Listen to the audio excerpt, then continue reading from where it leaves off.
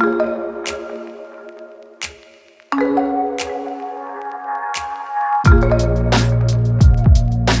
m'appelle Jean-Marc Arbeau, je suis directeur général de CDPQ Infra. Donc je suis ingénieur de formation. Je suis venu au Canada fin des années 90. Je me suis occupé de projets d'infrastructure un peu partout dans le monde. Le gouvernement nous a demandé de regarder une solution pour la connexion entre la rive sud de Montréal et le centre-ville de Montréal.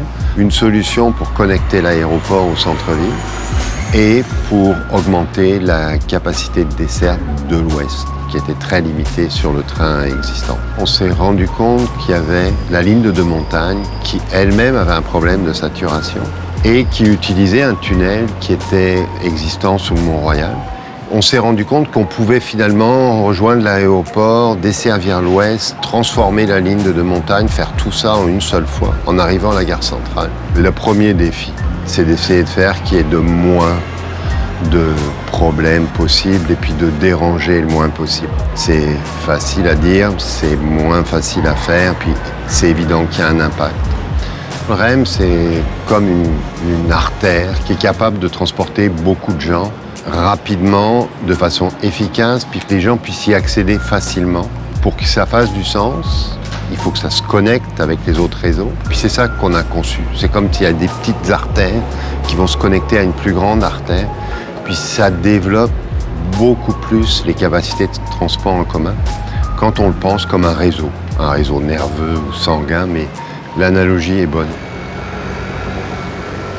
Je m'appelle Pierre Barriot, spécialiste de l'histoire du transport et de la planification urbaine, et j'enseigne à l'UQAM et à l'Université de Montréal. Ma thèse de doctorat porte sur l'histoire des trains de banlieue à Montréal. Salut! Ça va bien? Oui, toi? Très bien.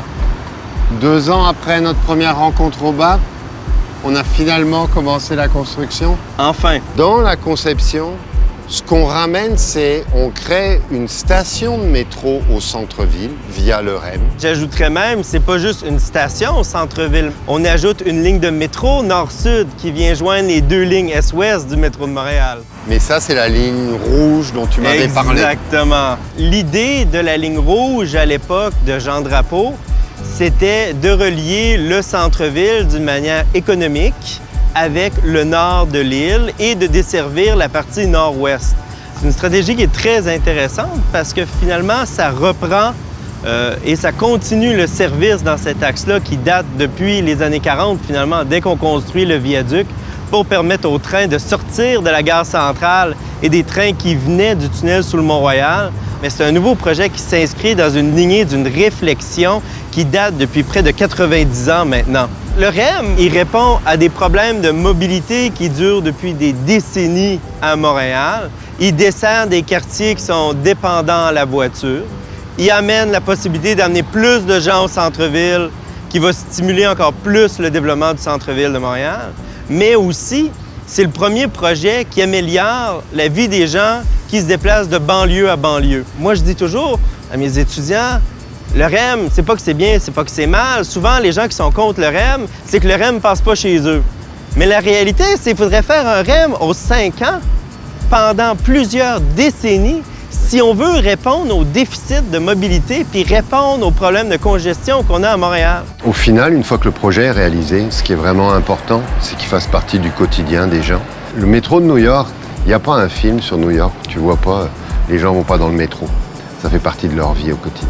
C'est vrai que c'est une image que j'aime bien. Ça serait une grande réussite pour le projet. Moi, ce qui m'inspire, c'est d'essayer de trouver le projet qui s'adapte le mieux et puis qui va répondre le mieux aux besoins d'une ville. Ça, oui.